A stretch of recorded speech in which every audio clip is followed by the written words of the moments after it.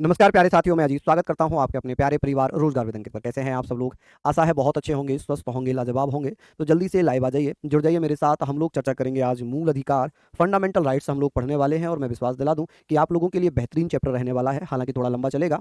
इस चैप्टर को हम बहुत डिटेल में हर उस पॉइंट को पढ़ते हुए चलेंगे जो आपके एग्जाम ओरिएंटेड हैं। आपके एग्जाम में बहुत ज़्यादा प्रश्न यहाँ से पूछे जाते हैं। तो सभी को राधे राधे, नमस्कार, जय हिंद। हम यहाँ पर स्टार्ट करते हैं। पॉलिटी हम लोग पढ़ रहे हैं। पॉलिटी हम लोग यहाँ पर पढ़ेंगे और पॉलिटी में जो आज का हमारा टॉपिक है वो है मूल अधिकार। क्या होगा? मूल अधिकार। और मूल अधिकार में हम लोग बात करेंगे फंडामेंटल राइट्स, जिसे हम इंग्लिश में बोलते हैं फंडामेंटल राइट्स। क्या बोलेंगे? Fundamental right. आप कहेंगे फंडामेंटल राइट्स। अब बात ये आती है कि सर फंडामेंटल राइट्स भारतीय संविधान के किस भाग में हैं, कहाँ से लिए गए हैं, इनके बारे में हम लोग चर्चा करेंगे। देखिए, हम लोग यहाँ पर चर्चा करने वाले हैं कि सर जो मूल अधिकार है ये संविधान के किस भाग में आता है। मूल अधिकार की अगर चर्चा होगी तो आप मुझे बताएंगे कि सर मूल अधिकार कहाँ पर आता है, किसमें इसका सर्वप्रथम विकास हुआ। कुछ ऐसी बातें हम लोग पढ़ेंगे। आप लोग मुझे बताइए कि सर संविधान का भाग 3 जिसमें मूल अधिकारों का जिक्र है, भाग 12 से लेकर 35 तक मूल अधिकारों का वर्णन है। और जब जहाँ मूल अधिकारों की बात आ जाए, जहाँ अधिकारों की बात आ जाए, उस पर्टिकुलर भाग को हम मेग्ना कार्टा कहते हैं। जैसे कि शिक्षा सुधार से संबंधित वुड डिस्पैच आया था, तो भारत के पढ़े लिखे लोगों ने वुड डिस्पैच को शिक्षा का मेग्ना कार्टा कहा था। क्या कहा था? मेग्ना कार्टा कहा था। चलिए, वैसे ही भाग 3 में जब अधिकारों की चर्चा हो रही है तो यहाँ पर भी क्या कहा गया है? उसे भाग 3 को मेग्ना कार्टा। तो संविधान का मेग्ना कार्टा किसे कहते हैं? भाग 3 को। तो मूल अधिकारों का जो जिक्र किया गया है वो कौन से भाग या पार्ट में किया गया है? आप कहेंगे सर किस भाग या पार्ट में इसका जिक्र है? आप कहेंगे सर पार्ट है कौन सा? पार्ट है जी तीसरा। कौन से पार्ट में जिक्र है? तो पार्ट 3 है। अब यहाँ पर पार्ट 3 में जो आर्टिकल्स दिए हुए हैं, आर्टिकल्स हैं 12 से लेकर 35 तक, यानी कि 12 से लेकर 35 तक मूल अधिकारों से संबंधित हैं। इसीलिए भाग 3 को क्या कहा जाता है? भाग 3 को संविधान का मेग्ना कार्टा कहते हैं। क्या कहते हैं? आप कहेंगे सर ये तो हमने पढ़ ही रखा है, संविधान का मेग्ना कार्टा कहते हैं। आप कहेंगे सर इसे क्या कहेंगे? हम मेग्ना कार्टा कहेंगे।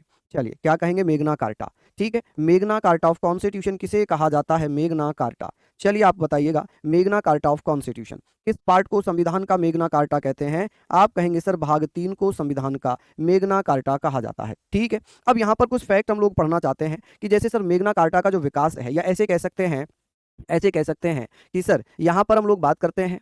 चलिए जल्दी जल्दी से बताइए। बहुत बढ़िया, शानदार। हम लोग बात करेंगे सर जो मूल अधिकार हैं, मूल अधिकारों के बारे में हम बात करते हैं। सर विकास कहाँ पर हुआ? Development of rights, development of fundamental rights. देखिए, अगर मैं बात करता हूँ कि यहाँ पर हम बात करेंगे मूल अधिकारों का विकास सर्वप्रथम कहाँ किया गया है, तो ये कुछ इंपॉर्टेंट फैक्ट हैं कि सर मूल अधिकारों का विकास कौन कौन भैया बताएंगे?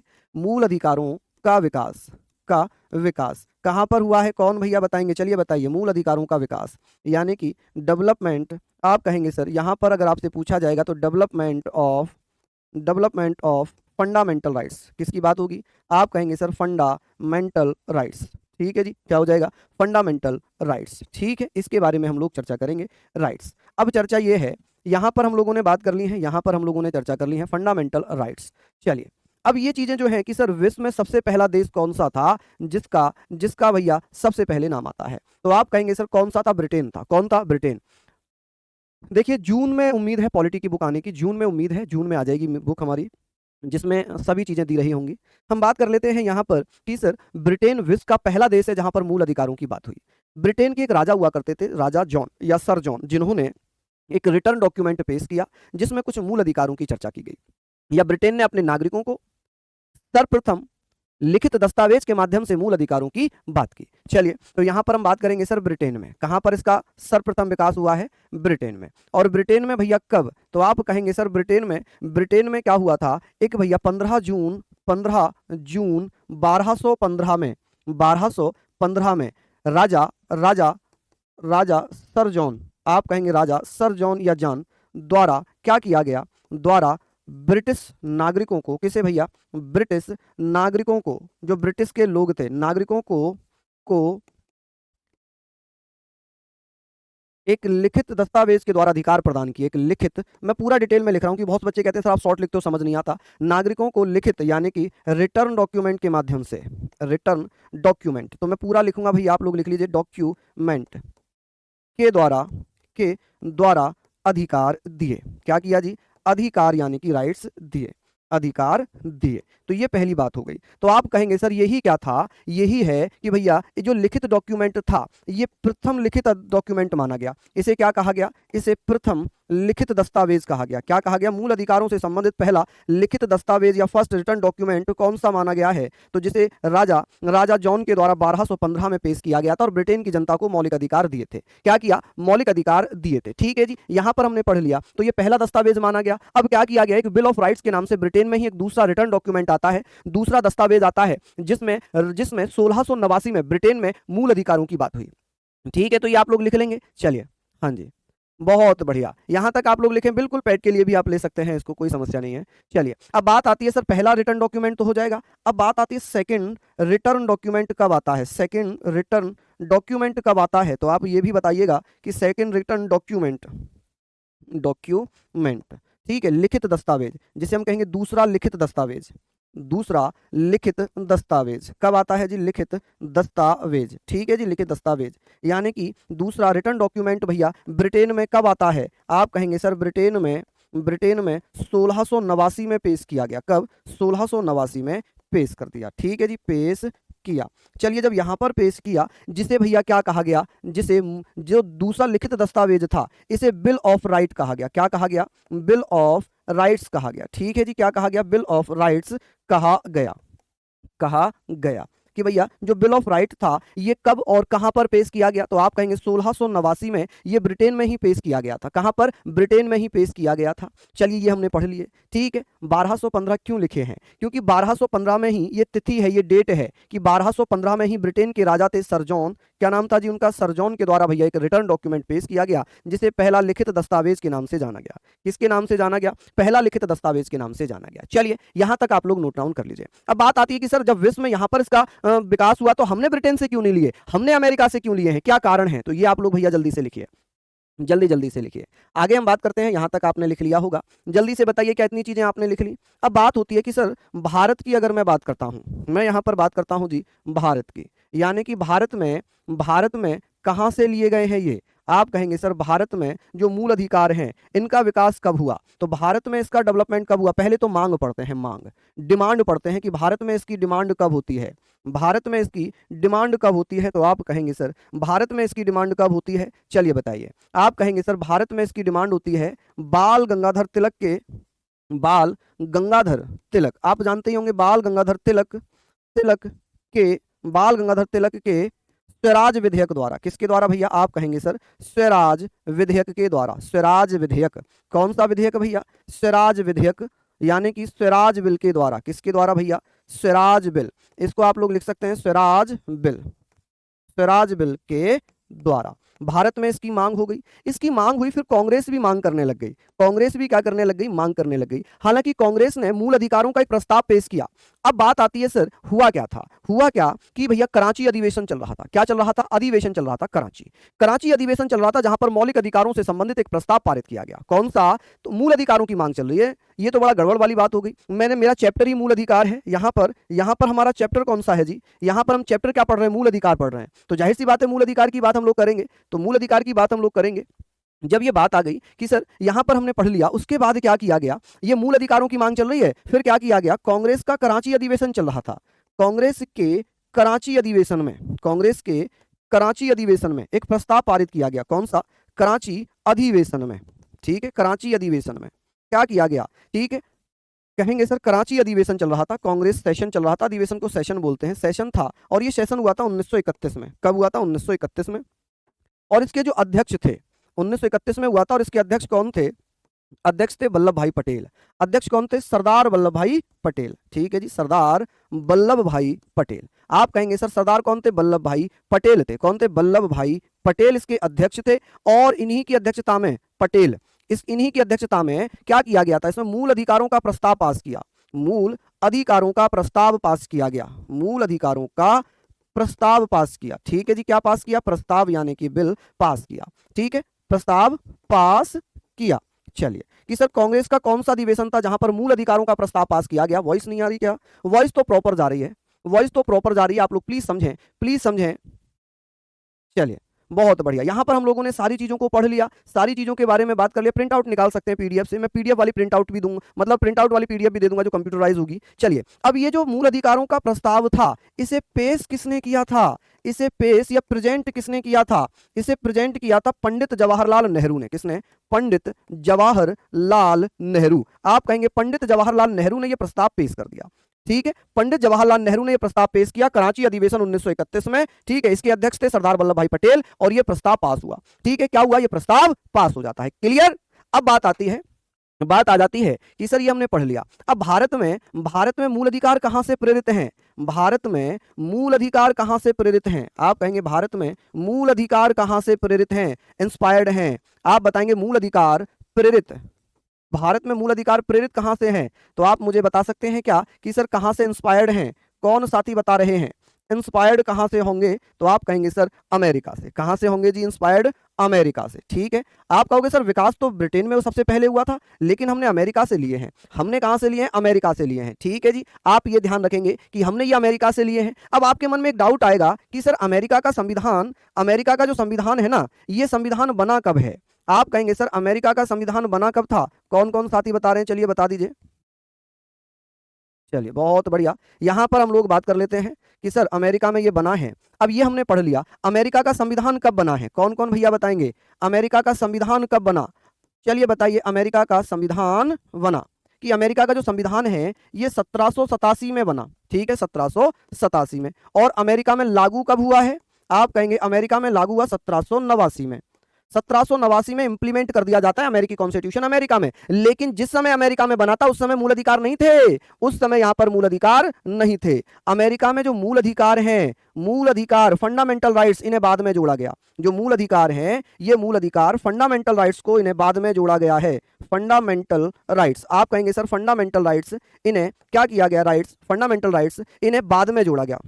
बाद में जोड़ा गया या बाद में 1791 में जोड़ा गया। 1791 में जोड़ा गया, एड ऑन किया गया, जोड़ा गया। या ऐसे कह सकते हैं कि जो अमेरिका का संविधान बना था उसमें मूल अधिकार नहीं थे। अमेरिका के संविधान में मूल अधिकारों को बाद में शामिल किया गया। बाद में शामिल किया गया कब? 1791 में शामिल कर लिया गया। कब शामिल कर दिया जी? 1791 में शामिल कर दिया। ठीक है, ये हमने पढ़ लिया कि भैया ये बताओ, ये हमने पढ़ लिया बिल्कुल। अब हमारे भारतीय संविधान की बात हमने की थी कि कहां से प्रेरित है भैया? आप कहेंगे अमेरिका से प्रेरित है। अब भारत में जो मूल अधिकार थे वो कौन से भाग में थे? आप जल्दी जल्दी से बताइए।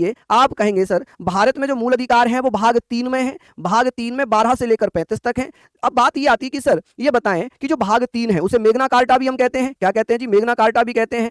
मेग्ना कार्टा, जिसमें अगर मैं बात करूं भाग 3 में जब हमारा संविधान लागू हुआ था 26 जनवरी 1950 में, तब इसमें मूल अधिकारों की संख्या कितनी थी? कौन भैया बताएंगे?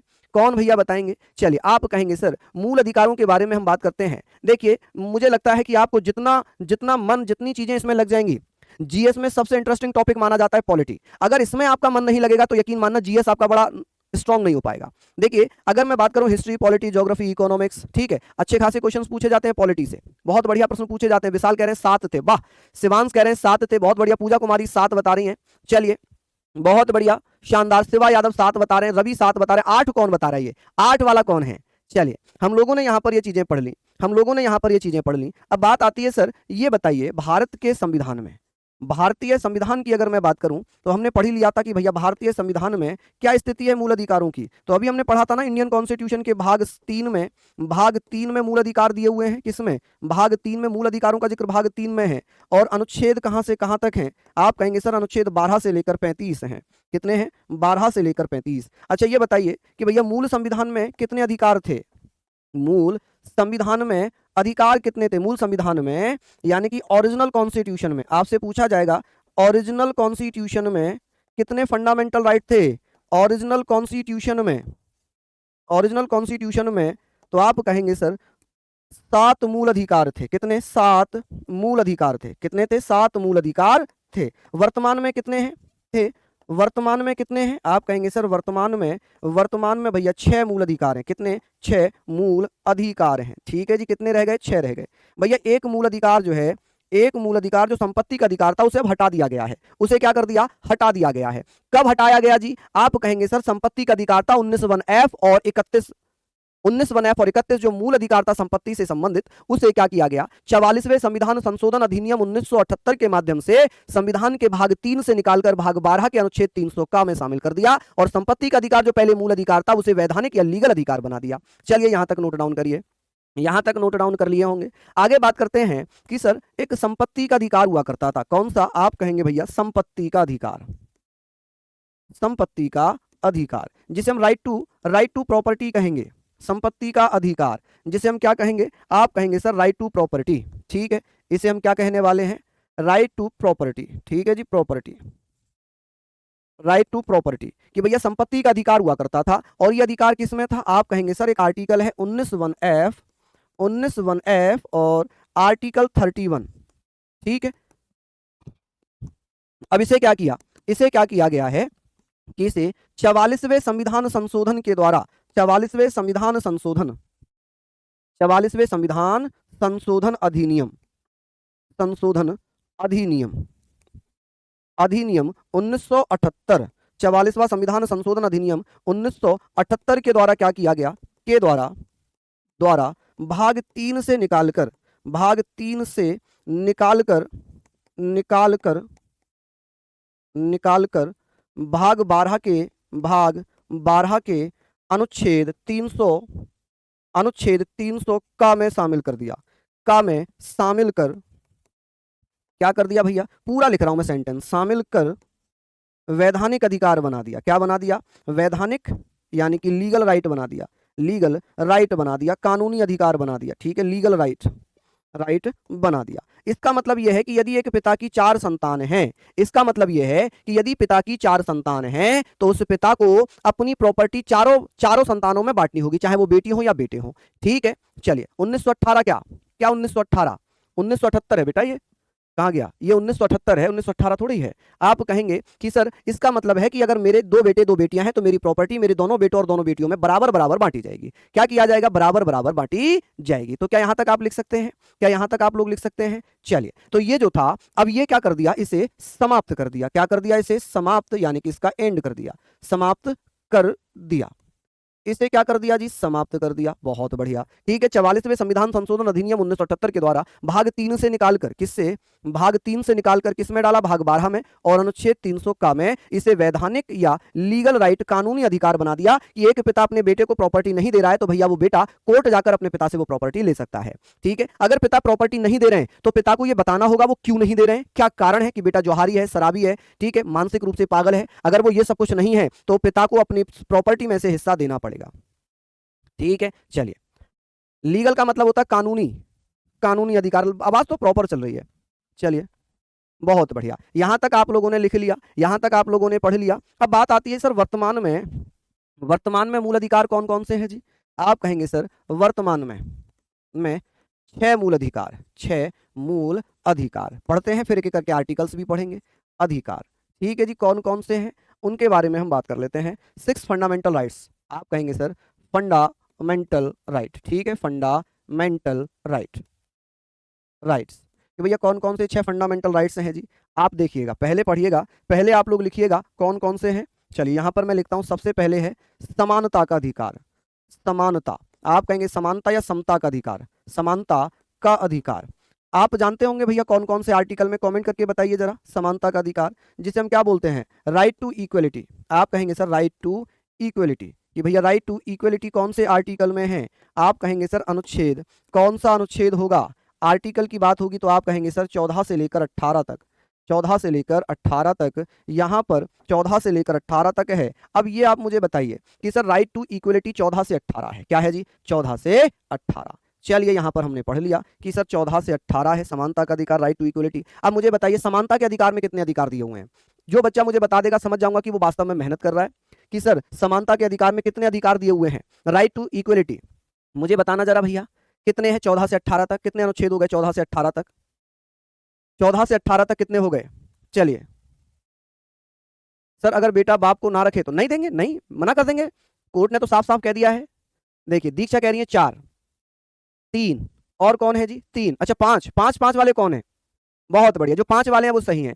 अब जो 4 वाले हैं वो थोड़ा लॉजिक लगाओ, उन्होंने क्या किया? 14 से 18, बस 4, 14 + 4 18 हो गए। वो ये भूल गए 14 भी तो काउंट हो रहा था। अगर आप इसे ऐसे काउंट करोगे, 14, 15, 16, 17, 18, तो 1 2 3 4 5 कितने अधिकार मिल रहे हैं समता के अधिकार में? तो आप कहेंगे सर 5 अधिकार मिल रहे हैं। कितने? 5 अधिकार मिल रहे हैं। यही तो गलती करते हैं हम, यही तो गड़बड़ कर जाते हैं हम मेरे लाल, हम पूरा ही नहीं पढ़ते। चलिए दूसरा हम पढ़ रहे हैं यहाँ पर, दूसरा हम पढ़ते हैं कि सर स्वतंत्रता का अधिकार। किसका अधिकार? आप कहेंगे सर स्वतंत्रता का अधिकार, स्वतंत्रता का अधिकार।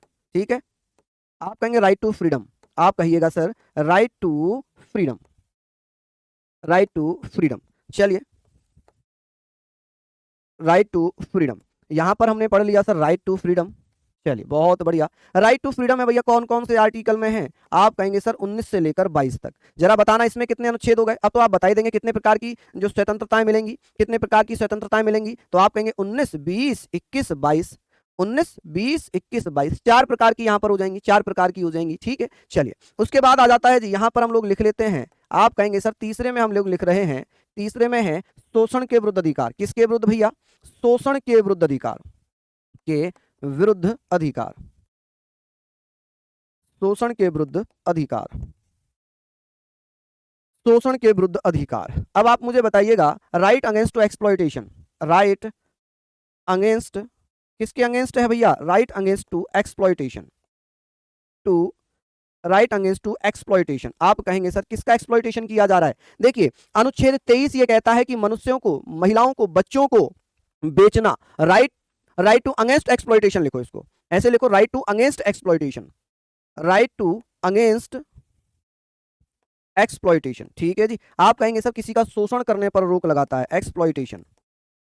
ठीक है, ये कौन से आर्टिकल में आता है? आप कहेंगे सर ये कौन से आर्टिकल में है? तो ये आ जाता है जी आपका 23 और 24 में, अनुच्छेद 23 और 24 में। हालांकि हमें एक एक करके पढ़ना पड़ेगा ये सब, ठीक है, एक एक करके हम पढ़ेंगे इनको, अच्छे से डिटेल में मेहनत से पढ़ेंगे, क्योंकि एक भी क्वेश्चन ऐसा नहीं होना चाहिए जो हमारा पढ़ाया हुआ ना हो। ठीक है, अब बात आती है धार्मिक स्वतंत्रता का अधिकार। किसका? धार्मिक स्वतंत्रता का अधिकार, धार्मिक स्वतंत्रता का अधिकार। चलिए आप कहेंगे भैया धार्मिक स्वतंत्रता का अधिकार, इसे हम क्या कह सकते हैं? इसे हम कहेंगे sir right to religious freedom. आप कहेंगे right to religious, religious freedom. ठीक है जी, फ्रीडम, उम्मीद है आप लोग लिखेंगे राइट टू रिलीजियस फ्रीडम। जब रिलीजियस फ्रीडम की बात हो गई तो आप कहेंगे सर ये किसमें है? 25 से लेकर 28 तक, 25 से लेकर 28 तक हो जाएगा। चलिए अब बात आती है सर पांचवा अधिकार कौन सा है?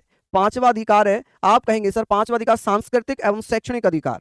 आप कहेंगे सर सांस्कृतिक, सांस्कृतिक एवं एवं शैक्षणिक अधिकार, शैक्षिक अधिकार, शैक्षिक अधिकार। अब यहां पर कौन कौन से आर्टिकल इसमें है? अधिकार, इसे क्या बोलेंगे हम? आप कहेंगे sir cultural and educational right, cultural and educational right, right, cultural and educational right, एक और message, educational right, right, cultural and educational right. अब ये कौन कौन से आर्टिकल में है? तो आप मुझे बताएंगे कि सर ये 29 और 30 में है। किसमें? 29 और 30 में। ठीक है, अब एक अधिकार बच गया छठा, जिसे हम क्या लिख सकते हैं? यहां पर लिख दूं क्या? यहां पर लिख दूं क्या? आप अपने नेक्स्ट पेज पर लिख लेना, है ना। चलिए आगे लिख देता हूं। चलिए यहां तक आपने लिख लिया, ये 5 अधिकार हो गए 29, 30। अब बचता है छठा, ठीक है, क्योंकि एक तो हटाई दिया, ये तो हमने हटाई दिया। अनुच्छेद 31 तो हमारा गया, अब हमारा बचेगा अनुच्छेद 32, संवैधानिक उपचारों का अधिकार, कॉन्स्टिट्यूशनल रेमेडीज। आप कहेंगे सर पहले जल्दी से बताइए यहां तक लिखा या नहीं लिखा? आई होप आपने लिखा होगा। बात आती है कि सर एक आर्टिकल, यहां पर हम बात करेंगे छठा अधिकार हमारा कौन सा है? आप कहेंगे संवैधानिक उपचारों का अधिकार। किसका? संवैधानिक उपचारों का अधिकार, संवैधानिक उपचारों का अधिकार। चलिए बहुत बढ़िया, संवैधानिक उपचारों का अधिकार, यानी कि इसे क्या बोल सकते हैं? राइट अगेंस्ट, इसको हम बोलते हैं कॉन्स्टिट्यूशनल रेमेडीज। क्या बोलेंगे इसको? Constitutional remedies, constitutional remedies. ठीक है जी, रेमेडीज। तो आप लोग बताइएगा भैया कॉन्स्टिट्यूशनल रेमेडीज की बात हो रही है, रेमेडीज की स्पेलिंग मैंने गलत कर दी है ना, ME होता है, REMEDIES, रेमेडीज। अब ये कौन से आर्टिकल में आएगा? ये आर्टिकल है जी 32। कौन सा आर्टिकल है? 32, जिसमें सुप्रीम कोर्ट 5 रिट जारी करता है। कितनी रिट जारी करता है? 5 रिट जारी करता है। अच्छा यहाँ पर एक चीज लिखना कि सर एक नोट मैं यहाँ पर डालकर लिख रहा हूँ, इसको आप लिखिएगा कि कौन थे जिन्होंने कहा था, जिन्होंने कहा था। वॉइस 2 बार आ रही है क्या? नहीं, वॉइस तो एक ही बार जा रही है भाई। चलिए हमने ये सारी चीजें पढ़ ली, सारी चीजें पढ़ ली। हाँ जी, इसमें अगर आप देखें, यहाँ पर अगर आप ऐसे देखेंगे ना, इसमें कितने मैं लिख ही देता हूँ अगर आपको डाउट है तो। 19 है, 20 है, 21 है, 21A है, और आप कहेंगे 22 है। तो 1 2 3 4 5, 21A। तो इसमें तो 5 अधिकार मिल रहे हैं ना आपको। ऐसे आप काउंट करके लिख सकते हैं, उसमें कोई बहुत बड़ा इशू नहीं है। चलिए अब इसमें किसने कहा था कि यह संविधान की आत्मा व हृदय है? हालांकि मैंने सर 31 बच गया ना, ओहो अंसारी, मेरा मन अगर आप मेरे सामने होते तो मैं आपको बहुत तेज डिजिटल घूंसा मारता। ये मैंने क्या लिखा था जी, अनुच्छेद 31 समाप्त कर दिया गया है। अब जो संपत्ति का अधिकार है वो मूल अधिकार नहीं है, तभी तो अनुच्छेद 31 समाप्त हुआ ना। बहुत तेज घूंसा मारता, बहुत तेज। बूझे, बूझे हैं, खतरनाक बच्चे हो रहे हो आप। चलिए, आप कहेंगे सर बाबा साहब भीमराव अंबेडकर ने कहा था कि जैसे जैसे समय में बदलाव आएगा वैसे वैसे संविधान में संशोधन की आवश्यकता भी पड़ेगी और वैसे वैसे सुप्रीम कोर्ट जो है याचिकाएं भी दायर करेगा, याचिकाएं भी जारी करेगा। लेकिन अगर कोई व्यक्ति कहता है कि संविधान खराब है तो वह व्यक्ति खुद ही खराब है। इसीलिए उन्होंने अनुच्छेद 32 को मौलिक अधिकारों का संरक्षक बता दिया, ठीक है, और कहा कि अनुच्छेद 32 ये जो है डॉक्टर भीमराव अम्बेडकर के अनुसार, doctor B R Ambedkar, doctor B R Ambedkar, doctor B R Ambedkar, ठीक है जी, डॉक्टर बी आर अम्बेडकर ने अनुच्छेद 32 को, अनुच्छेद 32 को संविधान की आत्मा व हृदय कहा, संविधान की आत्मा व हृदय कहा, कि आत्मा, आत्मा व हृदय कहा, कहा। चलिए, हम लोग यहां पर बात कर ले रहे हैं कि ये सारी चीजें आप पढ़ेंगे कि भैया बहुत बढ़िया प्रश्न बन जाते हैं। आप मुझे बताइएगा कि सर ये संविधान की आत्मा व हृदय यानी कि कहा, किसे कहा है भैया, तो आर्टिकल 32 को क्या कहा था इन्होंने, इन्होंने कहा था soul, soul and heart of constitution, of constitution. किसे कहा था जी, आप कहेंगे सर अनुच्छेद 32 को। किसने कहा था, अंबेडकर साहब ने। हालांकि संविधान की आत्मा प्रस्तावना को कहते हैं, किसे कहते हैं, प्रस्तावना को कहते हैं, ठीक है। चलिए, अब बात आ जाती है, ये तो हमने पढ़ लिया, लेकिन किसी बच्चे ने ये नहीं पूछा कि सर जो अनुच्छेद 12 है 13 है ये कहाँ चले गए, ये कहाँ चले गए। किसी बच्चे ने जवाब नहीं, ये किसी ने नहीं कहा, किसी ने भी नहीं पूछा। जबकि मैंने स्टार्ट कहां से किया है, मैंने तो 6 मूल अधिकार बताए, 12 13 तो मैंने बताया ही नहीं आपको और आपने पूछा भी नहीं, है ना। चलिए अब बताते हैं, ये तो हो गए 6 मूल अधिकार, ठीक है। तो फिर 12 और 13 में क्या दिया हुआ है, 12 और 13 में क्या दिया हुआ है, चलिए मैं बताता हूं। अनुच्छेद 12 में क्या लिखा है, आप कहेंगे सर अनुच्छेद 12 में राज्य शब्द को परिभाषित किया गया, डेफिनेशन ऑफ स्टेट। आप कहेंगे सर राज्य की परिभाषा है, राज्य की परिभाषा है, राज्य की परिभाषा कैसे होगी, भारत सरकार से, संसद से, राज्य विधानमंडल से, राज्य सरकारों से, स्थानीय निकायों से, लोकल बॉडीज से और अन्य निकायों से, अदर बॉडीज यानी कि, ठीक है, अदर अथॉरिटीज भी होगा। चलिए पूछा था, चलिए बहुत बढ़िया, शानदार। तो भैया हमने 6 अधिकार वहां पर पढ़ लिया। अब हम एक एक करके आर्टिकल पढ़ना स्टार्ट करते हैं। 12 13 14 15 16 17 18 सीक्वेंस में पढ़ते हुए चलेंगे। चलिए, चलिए बहुत बढ़िया, आप लोग भैया बताएंगे। हाँ जी बहुत बढ़िया, क्या कह रहे हैं ये गुरुजी वैसे तो।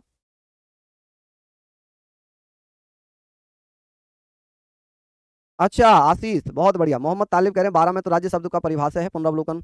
चलिए बिल्कुल बिल्कुल, मैं बता देता हूँ इनको प्रॉपर, मैं आपको समझा देता हूँ भैया। यहाँ पर आपको समझने की आवश्यकता है, मैं बिल्कुल भैया इनको जरूर समझाऊंगा, तो आप लोग भैया अच्छे से पढ़ लीजिए। चलिए बहुत बढ़िया, यहाँ तक तो आपने पढ़ी ली है ना सारी चीजें, बताएं जल्दी से। हाँ, आप कहेंगे सर राज्य की परिभाषा, डेफिनेशन ऑफ स्टेट। चलिए हमने यहाँ पर पढ़नी है राज्य की परिभाषा। अनुच्छेद 12 क्या कहता है, राज्य की परिभाषा, राज्य की परिभाषा, ठीक है जी, राज्य की परिभाषा यानी कि आप लोग यहां पर समझेंगे डेफिनेशन, आप कहेंगे सर डेफिनेशन ऑफ स्टेट। देखिए स्टेट की अगर मैं बात करूंगा कि भाई राज्य की परिभाषा कैसे बनेगी, राज्य की परिभाषा कैसे होगी, तो आप कह सकते हैं कि सर राज्य की परिभाषा कैसे बनेगी, तो आप कहेंगे सर यहाँ पर राज्य की परिभाषा जो बन रही है वो कैसे बनेगी, चलिए बता दीजिए। आप कहेंगे सर राज्य की परिभाषा, समझें आप, देखिए भारत सरकार, यहाँ पर आप कह सकते हैं कि सर भारत सरकार इसमें शामिल होगी, भारत सरकार को शामिल किया जाएगा, ठीक है। इसमें भारत सरकार हो गई, इसमें संसद हो गई, संसद मतलब पार्लियामेंट हो गई, इसमें भैया पार्लियामेंट लिख लो, भारत सरकार तो गवर्नमेंट ऑफ इंडिया हो ही जाएगी, पार्लियामेंट हो गई, ठीक है। इसको गवर्नमेंट ऑफ इंडिया लिख लो, गवर्नमेंट ऑफ इंडिया, ठीक है। इसको आप लिखो भैया संसद हो गई, राज्य सरकारें हो गई, क्या हो गई, राज्य सरकारें, राज्य सरकारें, गवर्नमेंट ऑफ स्टेट्स हो गई। आप कहेंगे sir government, government of states, राज्य सरकारें, ठीक है, ऑफ स्टेट्स।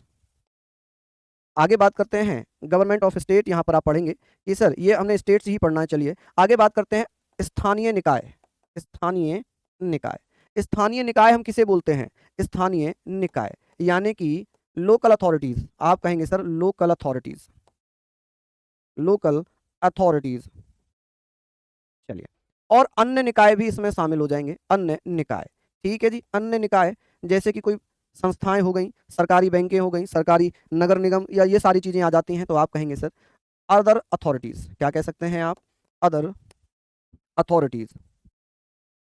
चलिए ये सारे पॉइंट हमने यहाँ पर पढ़ लिए, सारे पॉइंट हमने यहाँ पर पढ़ लिए, ठीक है। चलिए बहुत बढ़िया। अब आपको लग रहा होगा कि सर ये राज्य क्या है, राज्य क्या होता है, क्या यहाँ पर किसी स्टेट को मैं यूपी बिहार से रिप्रेजेंट कर रहा हूं ना। राष्ट्र का मतलब क्या है, राष्ट्र का मतलब है ये हमारे नेशन की बात कर रहा है, ये हमारे राष्ट्र की बात कर रहा है, ये राज्य नहीं है, ये हमारा राष्ट्र है, नेशन है, ठीक है। तो स्टेट यहाँ पर उत्तर प्रदेश महाराष्ट्र को रिप्रेजेंट नहीं कर रहा, यहाँ पर किसको रिप्रेजेंट कर रहा है, यहाँ पर आप कहेंगे सर ये हमारे नेशन को रिप्रेजेंट कर रहा है, ठीक है जी। तो ये सारी चीजें आप लोग लिखेंगे, भारत सरकार, संसद, राज्य सरकार, राज्य विधानमंडल, ठीक है। ये सारी चीजें हम लोग पढ़ते हुए चलेंगे। चलिए आगे बात करते हैं सर, यहां पर अनुच्छेद 13 क्या कहता है, आर्टिकल 13 में क्या है। चलिए बहुत बढ़िया, शानदार, लाजवाब। तो यहां पर हम लोग बात करेंगे, सारी चीजों को हमने पढ़ लिया। अब बात आती है सर अनुच्छेद 13 में क्या लिखा है। आर्टिकल 13 आज लास्ट करूंगा आर्टिकल 13 पे, कल अनुच्छेद 14 से पढ़ाऊंगा, ठीक है। अनुच्छेद अनुच्छेद 13 में लिखा है कि राज्य द्वारा ऐसा कोई कानून नहीं बनाया जाएगा, राज्य द्वारा ऐसा कोई कानून नहीं बनाया जाएगा, नहीं बनाया जाएगा जिससे जिससे मूल अधिकारों का उल्लंघन हो, जिससे मूल अधिकारों का उल्लंघन हो। क्या हो, अधिकारों का उल्लंघन हो, क्या हो जी, उल्लंघन, उल्लंघन हो। अच्छा यही कारण है कि अनुच्छेद 13 को क्या कहते हैं, नोट यहाँ पर लिख दें, एक नोट में यहाँ पर लिख दूं, नोट, NOTE नोट। नोट में आप ये लिखना है अनुच्छेद 13 को क्या कहा गया है, सहज सहज प्रहरी, सहज प्रहरी कहा गया है, सजग प्रहरी, क्या कहा गया है, सजग प्रहरी, सजग प्रहरी कहा जाता है, प्रहरी। एवं मूल अधिकारों का गारंटर कहा जाता है, मूल अधिकारों का गारंटर कहा जाता है। क्या कहते हैं जी, गारंटर कहा जाता है, कहा जाता है, ठीक है। क्योंकि ये भैया कहता है कि कोई भी ऐसा मूल अधिकार का उल्लंघन करने वाला कानून अपने आप शून्य या समाप्त हो जाएगा, ठीक है। ये कह रहे हैं कि उल्लंघन हो, अगर जिससे कोई उल्लंघन होता है, ऐसा कोई कानून बनाया भी गया है, तो वह कानून अपने आप शून्य हो जाएगा, अपने आप क्या हो जाएगा, शून्य हो जाएगा। तो ये आप लोग हाँ जी लिख लीजिएगा, उम्मीद है कल हम पढ़ेंगे अनुच्छेद 14 से, ठीक है। एक तो ये मुझे कोल्ड मेरा पीछा नहीं छोड़ रहा है। चलिए हाँ जी बिल्कुल, इसमें थोड़ा सा और डिटेल पढ़ना पड़ेगा दिनेश जी। चलिए तो आप लोग इसको अच्छे से पढ़ लीजिए, बेहतरीन तरीके से पढ़िएगा, फिर हम मिलेंगे आप लोगों से, तब तक के लिए जय हिंद, जय भारत।